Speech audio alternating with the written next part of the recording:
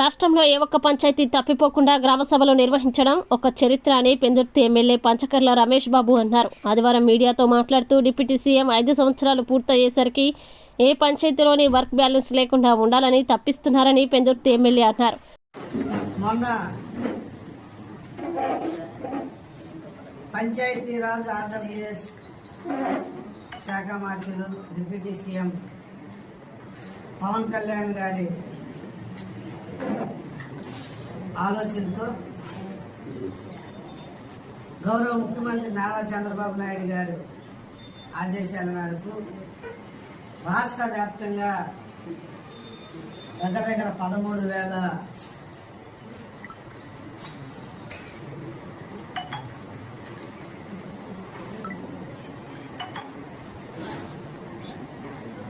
గ్రామ సభలు నిర్వహించి ఇది ఒక చరిత్ర. దేశంలోనే ఎప్పుడు కూడా రాష్ట్ర వ్యాప్తంగా ఒక్క పంచాయతీ కూడా మిస్ అవ్వకుండా గ్రామ సభలు పెట్టి ముఖ్యమంత్రి డిప్యూటీ ముఖ్యమంత్రి కూడా దాంట్లో పాల్గొని 175 నియోజకవర్గాల్లో కూడా మంత్రులు, ఎంపీలు, ఎమ్మెల్యేలు, ఇన్ఛార్జీలు అందరూ పాల్గొని పార్టీలకు అతీతంగా మహాత్మా గాంధీ కలలు కనుక గ్రామ స్వరాజ్యం రావాలి అన్న తపనతో చేపట్టిన ఈ కార్యక్రమంలో ముఖ్యమంత్రి గారు డిప్యూటీ సీఎం పవన్ కళ్యాణ్ గారు ఆదేశాల మేరకు ఏదైతే డిప్యూటీ సీఎం గారు ఆయన శాఖకు సంబంధించి పిలుపునిచ్చారో అన్ని వర్కులు కూడా ఎస్టిమేట్ చేసి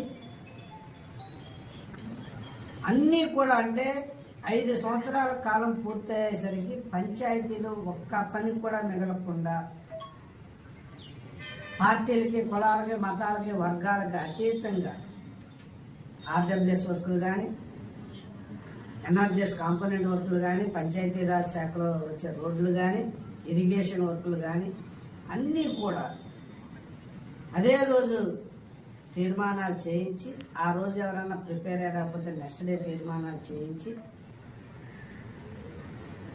దగ్గర ఒక్కొక్క నియోజకవర్గానికి 600, 700, 1000 కోట్లు ఎస్టిమేషన్లు అదే రోజు ఆ మరుసటి రోజు డిప్యూటీ సీఎం గారికి చేరే విధంగా ఆదేశాలు ఇవ్వటం, దాన్ని తూచా తప్పకుండా రాష్ట్ర వ్యాప్తంగా అమలు జరగటం జరిగింది.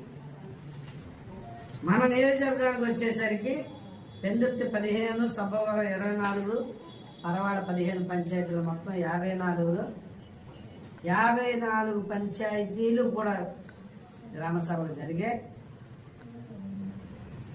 ఆ రోజు మేమందరం కూడా పాల్గొన్నాం.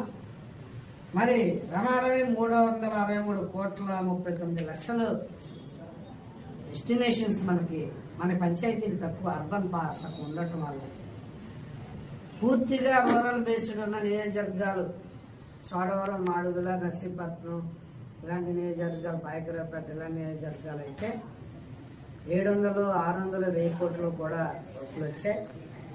363 కోట్ల 39 లక్షల రూపాయలు ఎస్టిమేషన్ చేసి పవన్ కళ్యాణ్ గారికి పంపించడం జరిగింది. మనస్ఫూర్తిగా పవన్ కళ్యాణ్ గారికి, ఉప ముఖ్యమంత్రికి, ముఖ్యమంత్రి గారికి ధన్యవాదాలు తెలియజేస్తా ఉన్నాం. ముఖ్యమంత్రి గారు ఈ రాష్ట్రం పట్ల ఆయనకున్న విజన్కి, పవన్ కళ్యాణ్ గారు ఈ శాఖకు మంత్రి అయిన తర్వాత ఒక చెయ్యాలన్న ఒక గ్లామర్ తోడే 5 సంవత్సరాలు తిరిగేసరికి పంచాయతీలన్నీ కూడా ఏ ఒక్క పని మిగలకూడదని వారు చూపిస్తున్న తపనకి,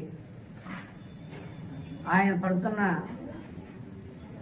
ఆవేదనకి ఎన్ఆర్జీఎస్లో కూడా మొన్న ఆయన మాట్లాడుతూ చెప్పారు ఎంత ఫండ్ బైపాస్ అయ్యింది, ఎంత మిస్యూజ్ అయ్యింది. జగన్ ప్రియ శిష్యుడు వైసీపీ ఎమ్మెల్సీ అనంతబాబుపై రంపచోడవరం ఎమ్మెల్యే శిరీషాదేవి ఆగ్రహం. అనంతబాబు పలు అక్రమాలకి పాల్పడమే కాదు, మహిళలను వేధించాడు.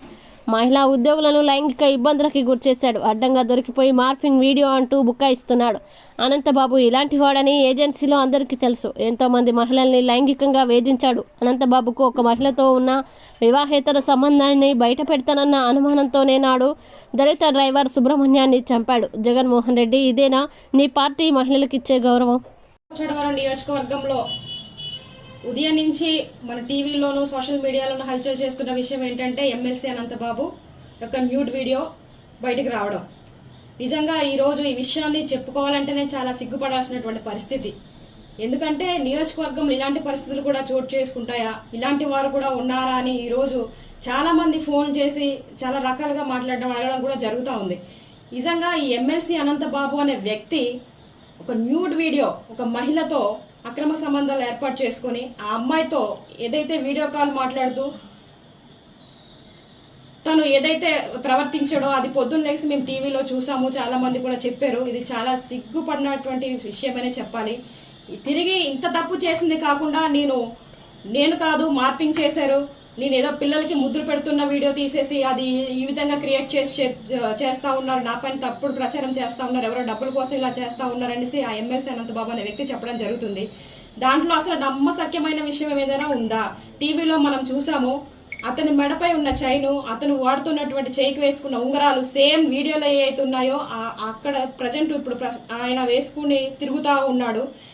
అక్కడ మార్పింగ్ చేయడానికి ఏమాత్రం లేదు. ఎందుకంటే సేమ్ ఒక వ్యక్తి నిజంగా ఏ విధంగా అయితే వీడియోలో మాట్లాడి ఏ విధంగా అయితే వ్యవహరిస్తాడో ఆ విధంగానే ఉంది. కాబట్టి ఇది న్యూడ్ వీడియో అనేది వాస్తవమే, ఖచ్చితంగా ఇది ఫేక్ అయితే కాదు, ఇది మార్పింగ్ చేసిన వీడియో అయితే కాదు. ఎందుకంటే ఇంత ఖచ్చితంగా చెప్తా ఉన్నాను, గత 10 సంవత్సరాల నుంచి అనంతబాబు అనే వ్యక్తి ఈ విధంగానే వ్యవహరిస్తూ ఉన్నాడు. ఇంకా బయటకు రావాల్సిన విషయాలు చాలా ఉన్నాయి. అతనికి భయపడి చాలా మంది మహిళలు ఇంకా లోపలే కుమిలిపోతున్నటువంటి పరిస్థితులు. మనం ఉమ్మడి కూటమి ఏర్పడిన కొద్ది రోజుల్లోనే చాలా మంది మహిళలు వచ్చి ఈరోజు అమ్మ మన కూటమి ప్రభుత్వం వచ్చింది, మన చంద్రబాబు నాయుడు గారు వచ్చారు, మాకు ఒక ధైర్యం ఉంది, మాకు న్యాయం జరుగుతుంది అనేసి వాళ్ళకి జరిగినటువంటి చాలా రకాల ఇబ్బందులు, అంటే ఉద్యోగాలు ఇప్పిస్తానే, లేకపోతే కాలేజ్ సీట్ కావాలన్నా సరే వాళ్ళ పర్సనల్ ప్లేస్కి రమ్మన్నాం, లేకపోతే ఆ ప్లేస్ నుంచి బదిలీకి చేయాలన్నా సరే అతని దగ్గరికి వెళ్తే వేరే దగ్గరికి రమ్మన్నాం. రకరకాలుగా మహిళల్ని చాలా దారుణంగా ఏడిపించినటువంటి పరిస్థితులు గతంలో జరిగినాయి. ఇప్పుడు ఇవన్నీ కూడా ఒక్కొక్కటిగా బయటకు వస్తూ ఉన్నాయి. నేను ఒకటే అడుగుతా ఉన్నా, జగన్మోహన్ రెడ్డి నిజంగా మాదాపూర్లో సినీ నటుడు అక్కినేని నాగార్జునకి చెందిన ఎన్కన్వెన్షన్ కూల్చివేతని స్వాగతిస్తున్నామని సిపిఐ జాతీయ కార్యదర్శి నారాయణ తెలిపారు. ఎన్కన్వెన్షన్ని కూల్చివేసిన ప్రాంతాన్ని ఆయన పరిశీలించారు. చెరువుల ఆక్రమణదారుల్లో ఎంతటి వారున్నా ఉపేక్షించొద్దన్నారు. ఎవరు ఆక్రమించిన వారిపై హైడ్రా కూల్చివేతలు చేపట్టాలని కోరారు. అక్రమ కట్టడాలకి అనుమతులు ఇచ్చిన వారిపైన చర్యలు తీసుకోవాలని డిమాండ్ చేశారు. బారాస నేతలు మల్లారెడ్డి, పల్లా రాజేశ్వరరెడ్డి చెరువుల్లో కాలేజీలు కట్టారని ఆరోపించారు. అప్పటి నుంచి హాయిగా నడిపించుకుంటున్నాడు. మన రేవంత్ రెడ్డి వచ్చి దీని మీద పనిచేసాడు, ఇది కూల్చేసాడు. మనం స్వాగతిస్తున్నాం. ఇది మరీ అన్యాయమైనటువంటి దురాక్రమంతో కూడుకున్నటువంటి పబ్లిక్ ప్రాపర్టీని లూటీ చేసినటువంటి సంస్థగా మారింది. దీన్ని కూల్చేయడం మంచిదే. ఆయన పాపులర్ సినిమా యాక్టర్ కావచ్చు, పాపులర్ సినిమా యాక్టర్ ఆయన చాలా డబ్బులు ఉన్నాయి, సినిమాలు యాక్ట్ చేసి ఇంకా డబ్బులు ఎక్కువ వస్తాయి. అందులో బిగ్ బాస్ యాక్ట్ చేస్తున్నాడు, బిగ్ బాస్ చాలా డబ్బులు, ఇదంతా ఒక లెక్క కాదు. ఇట్లాంటి 10 పోయినా బిగ్ బాస్ డబ్బులు వచ్చేస్తాయి వాళ్ళకి. ఎందుకు ఇంకా అంత కక్కుర్తి ఎందుకని? అదేమంటే ఎఫ్టీఎల్ లోపల కానీ ఉంటే నేనే కూల్చేస్తానని పగలగలుగుతున్నాడు. అది సినిమా డైలాగ్ పలుకోండి. ఒకటే కూర్చొని 100 మంది కొట్టేస్తానంటే కొట్టేస్తుంటారు, వాళ్ళు పడిపోతుంటారు పాపం. అది సినిమా డైలాగ్ అనుకుంటున్నాడు. నేను ఇక్కడ డైరెక్ట్ ఇక్కడే ఉన్నా, చెరువు ఇక్కడ ఉంది, నా చేతికి అందే చెరువు ఉంది, మరి ఇక్కడ చెప్పండి చూద్దాం. ఎందుకంటే బొకాయిస్తారు. ఇది కరెక్ట్ కాదు. దీన్ని ఆయన క్షమాపణ చెప్పాలి. ఇంకా ఆయన కాంపన్సేషన్ కట్టాలి. ఎన్ని ఏళ్ళు దీన్ని అనుభవించాడో, రోజుకి ఎంత వచ్చిందో లెక్కేసి ఆ డబ్బులు మొత్తం ఆయన దగ్గర కక్కించాలి. ఆ కక్కించి పేదవాళ్ళకి ఇల్లు కట్టించండి ఆ డబ్బులతో, మీకేం పర్వాలేదు. ఇది దీంతో పాటు ఇంకా టౌన్లో సిటీలు చాలా వస్తున్నాయి. ఇప్పుడు మల్లారెడ్డి చాలా భూ మాఫియా, ఆయన చెరువులు ఇదని చెరువు సగం కనిపిస్తూ ఉంది. చెరువు కనపడి కూడా మొత్తం ఆక్రమించి నేనే కాలేజీ కట్టేశాడు. అట్లా ఇంకొక పల్లా రాజేశ్వరరెడ్డి ఆయన అట్లాగే చేశాడు. అంటే ఎంత అంటే చాలా ప్రతివత్సాగా మాట్లాడుతున్నారు. మేమేమి తప్పే చేయలేదు, తప్పంతా గవర్నమెంటే చేస్తామని చెప్తున్నారు. వాళ్ళేమో చెరువులు ఇల్లు కట్టుకున్నారు, వ్యాపార సంస్థ పెట్టుకున్నారు, కాలేజీ పెట్టుకున్నారు, ఫంక్షన్ హాల్స్ పెట్టుకున్నారు. మేము చాలా శుద్ధ హరిచంద్ర అని చెప్పి చెప్తా ఉంటారు. ఇది ఎట్లా మాట నాకు అర్థం కాలే. దీన్ని మేము పొలిటిలైజ్ చేయదలుచుకోలే, వాళ్ళు పొలిటిలైజ్ చేస్తున్నారు, మేము పొలిటిలైజ్ చేయదలుచుకోలే. వాస్తవానికి హైదరాబాద్ చుట్టుపక్కలటువంటివి మొత్తం తీసేసి తప్ప సాధ్యం కాదు. ఒకటి. రెండవది ఏంటంటే ఇప్పుడు వికారాబాద్ నుంచి ఇబ్రహీంపట్నం దాకా నాలా ఉంది. నాలా ఫిరంగి నాలా అక్కడి నుంచి ఒకటి ఉంది మూసినా. మేము అంటే మొత్తం పాదయాత్ర చేసాం 15 ఏళ్ల క్రితం. ఆ నాలాలు మొత్తం ఆకుపై అయిపోయినాయి. అందువల్ల ఏమైంది, ఆ వికారాబాద్ నుంచి నీళ్లు ఇబ్రహీంపట్నంలో పడాలా, కానీ మొత్తం కాలు పూజ చేశారు, ఇల్లు కట్టుకునేసారు. అవన్నీ మేము నిరూపించి దాని వరకు కోల్పోలేదు. అందువల్ల వాటర్ ప్లాంట్స్ సంబంధించి, చెరువులకు సంబంధించి, వాటర్ కాలువలకు సంబంధించి ఇవన్నీ ఇట్లా కబ్జా అయిపోతుంటే అప్పుడు వర్షం పడితే ఏమవుతుంది, అవి ఊళ్ళ మీదకి వచ్చి పడుతున్నాయి. ఇప్పుడు ఒక 10 వర్షం పడితే కూడా వచ్చి ఊళ్ళో నిలబడుతున్నట్టు అర్థం. ఈ కాలువలు, దానికి తగిన గుంటలు, చెరువులు పూర్తి చేసినందువలన ఆ వర్షానికి ఏం తెలుసు పాపం, ఎక్కడ పల్లెడు అడిగిపోతాయి, వచ్చి ఊరి మీద పడుతున్నాయి. ఒక అరగంట వర్షం పడితే 10 గంటలు జామ్ అయిపోతా ఉంది హైదరాబాద్ సిటీలో. దీనికి కారణం కూడా ఇట్లాంటివి. అందుకే ఇవన్నీ ఇది ఒకటి కాదు, ఆరంభం సూరతం కాదు. హైదరాబాద్లో ఇట్లాంటివన్నీ కూడా మొత్తం ఖాళీ చేయించమని, అట్లా ఖాళీ చేయిస్తే కమ్యూనిస్ట్ పార్టీగా మేము సపోర్ట్ చేస్తామని చెప్తున్నాం. రెండవది ఏంటంటే అది హైదరాబాద్ చుట్టూ ఉన్నటువంటి నలాలు కానీ, చెరువులు కానీ, గుంటలు కానీ మొత్తం దాన్ని వెకేట్ చేయాల్సిందే.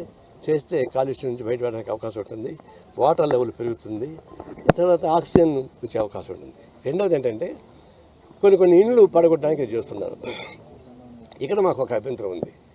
కొంతమంది ఈ నోటరీ సంతకం పెట్టి నోటరీ ద్వారా 4 సెంట్లు 5 సెంట్లు అమ్మేశారు. కొన్ని వాళ్ళు ఏం చేశారు, ఇల్లు కట్టుకున్నారు. ఇల్లు కట్టుకుంటే ఇప్పుడు ఆ నోటరీ వాడు అడబోయాడు, ఆ భూమి గవర్నమెంట్ది, ఎవరో కట్టుకున్నారు, ఇప్పుడు పోయి దాన్ని కొట్టడానికి ప్రయత్నిస్తున్నారు. అట్లా కొట్టేటప్పుడు మేము చెప్పేది ఏంటంటే అట్లా ఆక్యుపై చేసిన వాళ్ళని అంటే ఆక్యుపై చేసిన కాదు, మధ్య తరగతి పేదవాళ్ళు ఏమైనా ఇల్లు కట్టుకుంటే వాళ్ళకి ప్రత్యామ్నాయంగా స్థలం చూపించనే కట్టండి, లేదా అది గుంటలు పరమలు కాకపోతే వాళ్ళకి రెగ్యులైజ్ చేసి డబ్బులు వసూలు తీసుకోండి. అంతేగాని కొట్టేస్తే నేషనల్ వేస్టేజ్ అవుతుంది. అందుకే అట్లాంటి మధ్యతరగతి పేదవాళ్ళకి సంబంధించి అన్యాయం జరగకుండా ప్రత్యామ్నాయం వేయండి, లేదా వాళ్ళకి రెగ్యులైజ్ చేసి వాళ్ళకి 50% 60% డబ్బులు ఎక్స్ట్రా చేసి కట్టుకోండి. అందువల్ల 2 రకాలు చూడాలి. ఖాళీ చేయించడం ఖాయం, దానికి కమ్యూనిస్ట్ పార్టీ సపోర్ట్ చేస్తుంది. అదే సందర్భంలో ఎక్కడ మోసపోయారు, ఎవడో బెనామీ అమ్మాడు, వాడిని పట్టుకోండి. ఎవరైతే బెనామీ అమ్మారో వాడిని పట్టుకోండి. ఎవరైతే రిజిస్టర్ చేశారో వాళ్ళని పట్టుకోండి. ఎవరు పర్మిషన్ ఇచ్చారో వాళ్ళని పట్టుకోండి. దీనికి ఎవరు పర్మిషన్ ఇస్తుంటే వాళ్ళ ఆఫీసుని పట్టుకోండి, వాళ్ళ సొత్తులు ఏలవేయండి. అందువల్ల అధికారులు వదిలిపెట్టి, అవినీతి పనులు వదిలిపెట్టి, దొంగ పట్టాలు సూచన సభ్యులు వదిలిపెట్టి ఎంజాయ్ చేస్తున్న అమ్మాయికి జోలికి పోకండి, వాళ్ళు ఇబ్బంది పెట్టకండి మేము కోరుతున్నాం. ఇది కొనసాగించమని కోరుతున్నాం. ఈ కొనసాగడం మన వెనక వస్తే మంచిది కాదు. పొలి మీద సవారు చేస్తున్నారు, మధ్య దిగితే మాత్రం మింగేస్తుంది, దిక్కుని పోతే అడవికి తీసుకెళ్తుంది. అది మనుషులకు తీసుకెళ్తుంది, జనంలోకి తీసుకెళ్తుంది. రేవంత్ రెడ్డి జనంలోకి పోతాడు, మధ్య దిగితే పుల్లు ఉంటాయి. ఆయన అదే కొనసాగిస్తే జనంలోకి వెళ్తాడు, జనం మిమ్మల్ని కాపాడతారు. కమ్యూనిస్ట్ పార్టీకి మీరు సపోర్ట్ చేస్తుంది. ఇలాంటి దుశ్చర్యలు పాల్పడిన వాళ్ళకందరికీ తగిన గుణపాఠం అని చెప్పేసి నేను ఎవరు కోరుతాను. ఏకపక్షంగా కూల్చివేతలు చేస్తుంది, కేవలం ఒక పార్టీకి సంబంధించిన వారిని టార్గెట్ గా చేసేందుకు హైడ్రా నెలకొల్పని కూడా వివిధ పార్టీలు ఆరోపిస్తున్నాయి, విమర్శిస్తున్నాయి. అది కోర్టు సాక్ష్యం చెప్పేటప్పుడు నన్ను తిట్టావరా వాడిని కుట్ర చూద్దామంటారట. అట్లా నాది కూర్చో వాళ్ళ కోసం అని చెప్తుంటారు. నాకేం ఇబ్బందిలా, ఏకపక్షం చేయాల్సిన పని లేదు, రాజకీయ కక్ష సాధించాల్సిన అవసరం లేదు. స్వాతంత్రం వచ్చి 78 ఏళ్లు గడిచినా ఇప్పటికీ అంటరాని వాళ్లగానే మిగిలిపోయాం. అన్ని రంగాల్లో వెనకబడి ఉన్న రెల్లి కులస్తులు 5% రిజర్వేషన్ కావాలంటూ డిమాండ్. రెల్లి కులాల సంక్షేమ సంఘం రాష్ట్ర ఉపాధ్యక్షులు పొడుగు కుమార్. రెల్లి కులం సంక్షేమం జనరల్ సెక్రటరీ ఇసుకపల్లి వెంకటేశ్వరరావు మాట్లాడుతూ భారత రాజ్యాంగంలో doctor BR Ambedkar 15% reservation SC వర్గానికి కల్పించి 70 సంవత్సరాలయ్యింది. ఈ 15% మాలమాదిగలకు మాత్రమే అన్ని ఫలాలు దక్కాయి. మా రెల్లి కులస్తులకు ఎటువంటి ఫలాలు లభించలేదు. ఇప్పటికీ మేమంతా వెనుకబడి ఉన్నాం. మాకు ఎస్సీ వర్గీకరణ జరిపి ప్రభుత్వం మాకు అన్ని విధాలుగా ఆదుకోవాలని కోరుకుంటున్నాం. రెల్లి కులం రాష్ట్ర అధ్యక్షులు నీలపు వెంకటేశ్వరరావు మాట్లాడుతూ రాజ్యాంగంలో డాక్టర్ బిఆర్ అంబేద్కర్ 15% రిజర్వేషన్ కల్పిస్తూ 78 సంవత్సరాలు అయినప్పటికీ మాకు ఎలాంటి న్యాయం జరగలేదని, మన సోదరులైనటువంటి మాలమాదిగలు అన్ని రంగాల్లో ముందంజు ఉన్నారు. మేము మాత్రం ఇప్పటికీ వెనకంజులోనే మాత్రమే ఉన్నాము. విద్యారంగం, క్రీడారంగం, రాజకీయ రంగం ఇలా చూస్తే ప్రతి దానిలో కూడా వెనకబడి ఉన్నాం. డాక్టర్ బిఆర్ అంబేద్కర్ ఇచ్చిన రిజర్వేషన్ ప్రకారం అన్ని ఫలాలు మాకు దక్కేలా రాష్ట్ర ముఖ్యమంత్రి వర్యులు మమ్మల్ని ఆదుకోవాలని కోరారు. జనరల్ కేటగిరీలో 5% రిజర్వేషన్ కల్పించాలని, ఇప్పటికే అన్ని రంగాల్లో వెనుకబడి ఉన్నాం. విద్యారంగం, క్రీడారంగం, రాజకీయ రంగం మాకు ప్రభుత్వం 5% రిజర్వేషన్ కల్పించాలని కోరుకుంటున్నాం. అలాగే రెల్లి కులాల సంక్షేమ సంఘం రాష్ట్ర ఉపాధ్యక్షులు పొడుగు కుమార్కు ప్రభుత్వం ఏదైనా నామినేటెడ్ పోస్ట్ ఇవ్వాలని పలువురు సంఘ పెద్దలు కోరారు. ఈ సభకు ప్రముఖులు, రెల్లి కుల సంఘం పెద్దలు పాల్గొన్నారు. నా పేరు ఇసుకుపల్లి వెంకటేశ్వరరావు. నేను రెల్లి కులాల సంక్షేమ సంఘం జనరల్ సెక్రటరీగా వ్యవహరిస్తున్నాను.